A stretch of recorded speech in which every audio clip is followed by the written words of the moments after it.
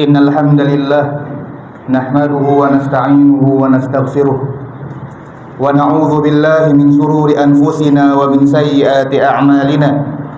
Man yahdihillahu fala mudhillalah wa man yudlil fala hadiyalah. Asyhadu an la ilaha illallah wahdahu la syarikalah wa asyhadu anna Muhammadan abduhu wa rasuluh. Allahumma salli ala Muhammadin wa ala ali Muhammadin kama sallaita ala Ibrahim wa ala ali Ibrahim innaka Hamidum Majid. Ma'asyiral muslimin, usikum wa iyaya nafsi bitaqwallahi wa ta'atihi faqad fazal muttaqun. Ya ayyuhalladzina amanu taqullaha haqqa tuqatih wa la tamutunna illa wa antum muslimun. Ya ayyuhan nas ittaqu rabbakumul ladzi khalaqakum min nafsin wahidah wa khalaqa minha zawjaha wa batha minhuma rijalan katsiran wa nisaa'a wattaqullaha alladzi tasaaluna bihi wal arham innallaha kana 'alaikum raqiba. Amma ba'du, kaum muslimin jamaah Jumat yang dimuliakan Allah Subhanahu wa taala. Pada suatu hari di bulan Rajab pada tahun 9 Hijriah, Nabi kita Muhammad sallallahu alaihi wasallam mendengar kabar bahwa pasukan Romawi akan menyerang kota Madinah. Maka seketika itu pula Nabi sallallahu alaihi wasallam mengumumkan kepada para sahabat bahwasanya beliau sallallahu alaihi wasallam ingin pergi keluar dari kota Madinah untuk menahan pasukan Romawi tersebut agar mereka tidak bisa mendekat ke kota Madinah. Ini adalah perang terakhir yang dijalankan oleh Rasulullah SAW, dan setelah itu ada peperangan berikutnya Nabi tidak pernah ikut. Perang ini adalah perang Tabuk. Kenapa dinamakan perang Tabuk? Karena perang ini terletak di daerah Tabuk, yaitu 700-an kilometer dari kota Madinah menuju ke arah Syam. Juga perang ini dinamakan perang Usrah. Usrah itu artinya sulit. Kenapa? Karena perang ini terjadi di musim panas. Cuaca begitu panas, begitu terik. Kemudian jaraknya begitu jauh, 700 km dari kota Madinah. Kemudian juga perbekalan di kota Madinah sangat tipis. Juga sebentar lagi akan musim panen kurma dan tumbuh-tumbuhan lainnya. Maka untuk bersafar di waktu itu sangat sulit. Berdiam diri di rumah adalah pilihan terbaik saat itu. Akan tetapi begitu tingginya iman para sahabat Nabi radhiyallahu anhum, maka tatkala Nabi sallallahu alaihi wasallam mengumumkan kita akan ke Tabuk untuk mencegah pasukan Romawi, seketika terkumpullah 30.000 pasukan. Jumlah yang begitu besar. Bahkan dalam riwayat lain mencapai 70.000 pasukan. Apa yang ingin kita ambil pelajaran?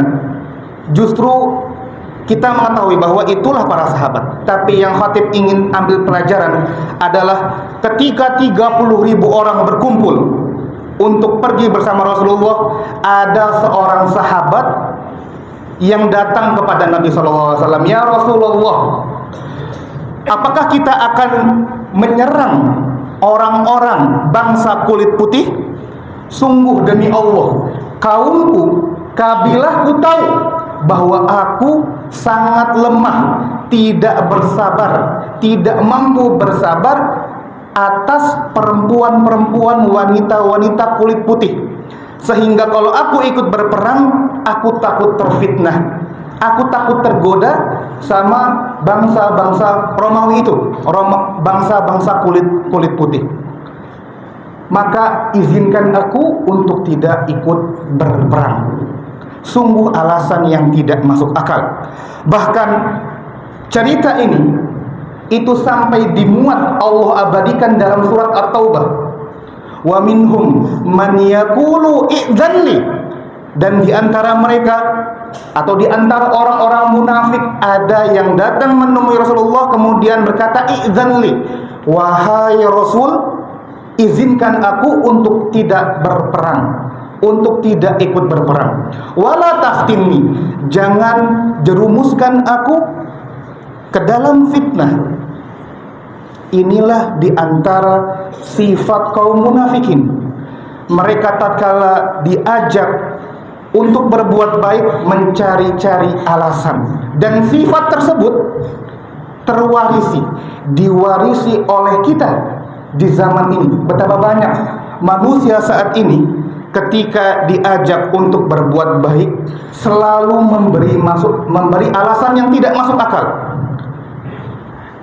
Seorang laki-laki diingatkan untuk tidak menjulurkan pakaiannya di bawah mata kaki, mereka tidak mau dengan alasan takut tidak fashion, tidak bagus dilihat, atau takut diejek seperti orang kebanjiran.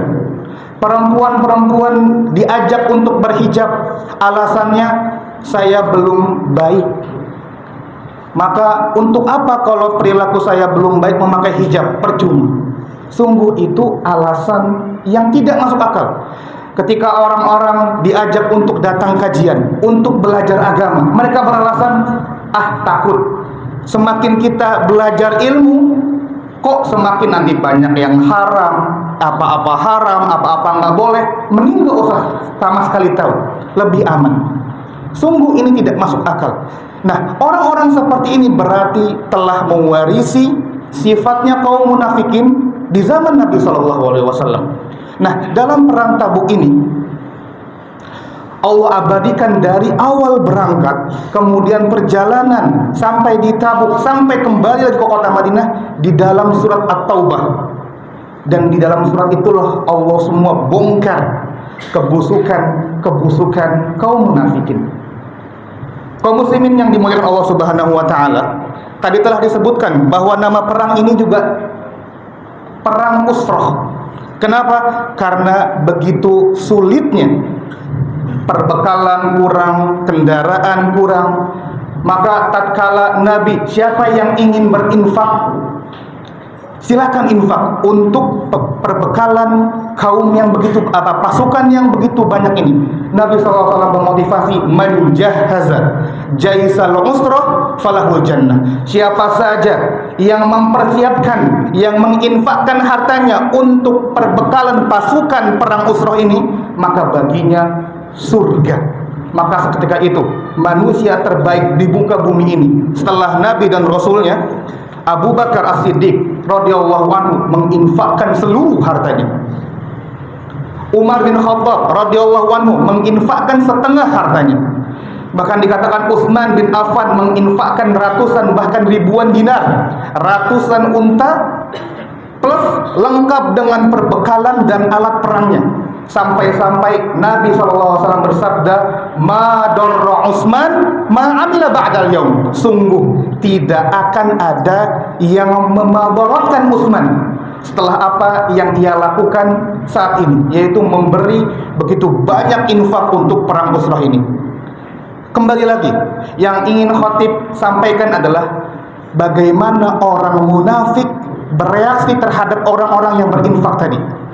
Diriwayatkan bahwa Abdurrahman ibn Auf radhiyallahu anhu menginfakkan 200 uqiyah emas atau sekitar 6,4 kilogram emas. Jumlah yang begitu besar. Apa reaksi orang munafik? Mereka berkata, ma jaa biha illa riya. Sungguh dia, maksudnya Abdurrahman bin Auf, menginfakkan harta segitu banyak semata-mata hanya ingin dipuji, hanya riya saja. Lihat bagaimana busuknya hati mereka. Namun tatkala ada sahabat yang datang kepada Nabi memberikan satu sok kurma, yaitu sekitar 2,5 kilogram kurma, sahabat berkata, wahai Nabi, aku hanya punya 2 sok kurma. 1 sok saya infakkan buat pasukan ini, satu sok saya sisakan untuk keluarga, karena akan ditinggal perang. Perang Tabuk ini 50 hari, 20 hari di Tabuknya, 30 hari perjalanan pulang pergi. Maka tatkala kaum munafikin melihat sahabat yang hanya berinfak sedikit dibandingkan Abdurrahman bin Auf dan sahabat-sahabat lain, tidak ada bandingannya. Apa reaksi mereka? Innallaha wa rasulahu ghaniyani an sa'ika hadza. Sungguh Allah Subhanahu wa taala dan Rasulnya tidak butuh dengan sedekahmu yang sedikit ini. Satu sok kurma ini Allah dan Rasulnya tidak butuh. Ada yang infak banyak dinyinyirin, ada yang infak sedikit juga dinyinyirin. Kalau ada di antara kita yang seperti itu, ada orang yang baru hijrah langsung disalah-salahkan, harusnya tidak begitu, harusnya tidak begitu. Ada yang coba infak sedikit, kok segini sih? Kan kamu hartanya banyak, kenapa infak segini? Maka bisa jadi ada sifat kemunafikan dalam diri kita.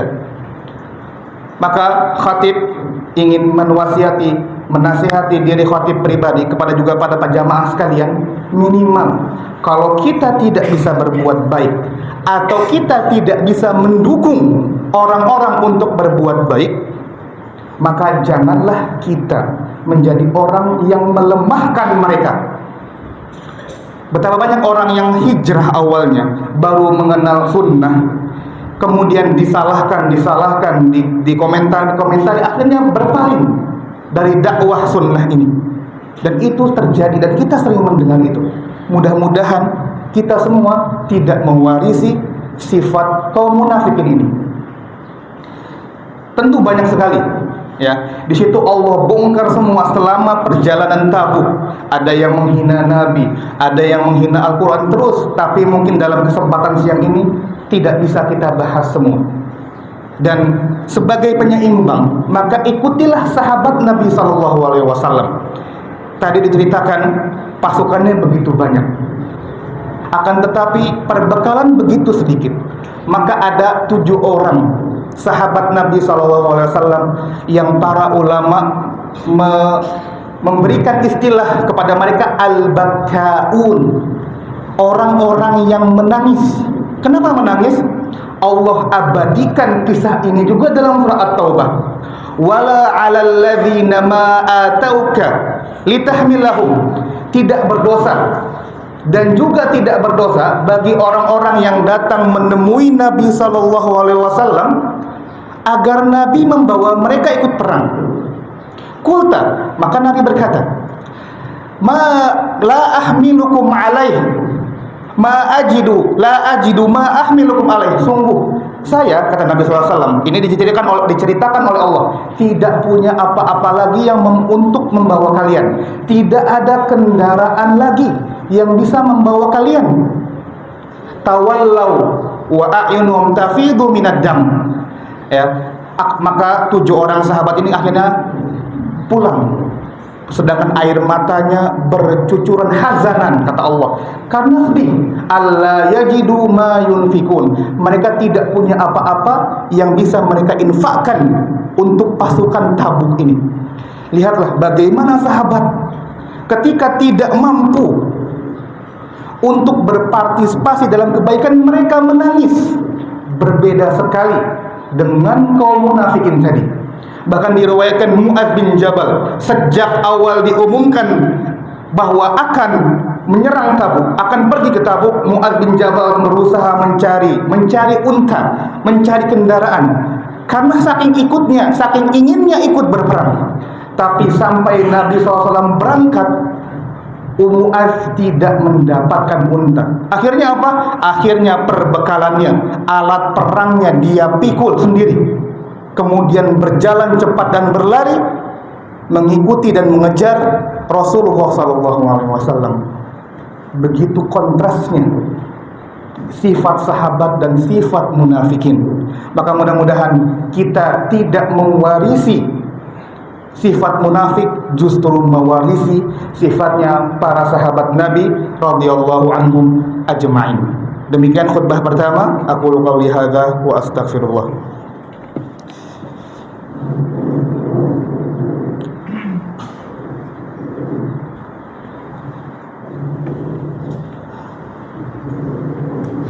Alhamdulillah hamdan katsiran tayyiban mubarakan fih kama yuhibbu rabbuna wa yarda. Asyhadu an la ilaha illallah wahdahu la syarikalah wa asyhadu anna Muhammadan abduhu wa rasuluh. Disebutkan di khutbah pertama tadi bahwa pasukan ini jumlahnya puluhan ribu. Tapi tetap ada segelintir orang-orang munafik yang tidak ikut berperang. Segelintir orang menunda sehingga akhirnya tertinggal pasukan dan tidak ada keinginan untuk mengejar seperti yang dilakukan oleh Mu'adz bin Jabal. Maka ini pun Allah abadikan, dan semoga kita bukan orang-orang yang seperti ini. Diumumkan barusan oleh DKI Masjid bahwa masjid ini butuh perluasan. Masjid ini butuh operasional. Ada mungkin ratusan orang yang akhirnya berinfak dari harta yang Allah titipkan kepada mereka. Tapi ada saja dari ratusan orang yang tinggal sekitar sini, ikhwah-ikhwah yang tinggal di sekitar sini, mereka sama sekali tidak memberikan apapun, sumbangsi apapun untuk infak ini. Maka khawatirlah, jangan-jangan memang Allah tidak ingin kita untuk berbuat baik. Allah tidak ingin kita melakukan amal soleh. Ini juga hikmah dari perang Tabuk. Di dalam surah At-Taubah Allah berfirman, "Walau aradul khuruja la a'addu 'uddah." Seandainya orang-orang munafik ini ingin perang bersama Rasulullah, pergi ke Tabuk, sungguh pasti mereka akan mempersiapkan perbekalan. Tapi mereka tidak mempersiapkan perbesalan. Walau aradul khuruja la'addu 'uddah walakin karihallahum bi'atsahum. Ini yang sungguh menakutkan. Akan tetapi Allah membenci kepergian mereka, kebersamaan mereka pada pasukan Tabuk. Allah nggak suka mereka itu ikut perang. Fathabbatahum, maka Allah lemahkan keinginan mereka. Wakila uq'udu ma'al qa'idin, maka Allah dikatakan kepada mereka, duduklah kau, jangan ikut berperang bersama orang-orang yang tidak ikut berperang. Maka jika kita misalkan untuk berbuat baik susah, sedangkan ratusan orang berbuat baik, kita untuk berinfak sulit padahal ratusan orang berinfak, maka bisa jadi Allah nggak suka kita berinfak. Allah nggak suka kita mengeluarkan harta kita di jalan Allah, dan itu sangat bahaya. Beristighfarlah kita kepada Allah Subhanahu wa taala. Mudah-mudahan kita tidak termasuk orang-orang yang Allah benci mereka berbuat ketaatan. Allahumma salli ala Muhammadin wa ala ali Muhammadin kama sallaita ala Ibrahim wa ala ali Ibrahim innaka Hamidum Majid. Wa barik ala Muhammad wa ala ali Muhammad kama barakta ala Ibrahim wa ala ali Ibrahim innaka Hamidum Majid. Allahumma ighfir lil muslimina wal muslimat wal mu'minina wal mu'minat al ahya'i minhum wal amwat innaka sami'un qaribun mujibud da'wat ya qadhiyal hajat. Allahumma inna nas'aluka ladzatan nazari ila wajhik wasyauqa ila liqa'ik. Allahumma inna nas'aluka al-jannah wa na'udzubika minan nar. Rabbana atina fid dunya hasanah wa fil akhirati hasanah wa qina adzabannar. Wa qum ila salatikum.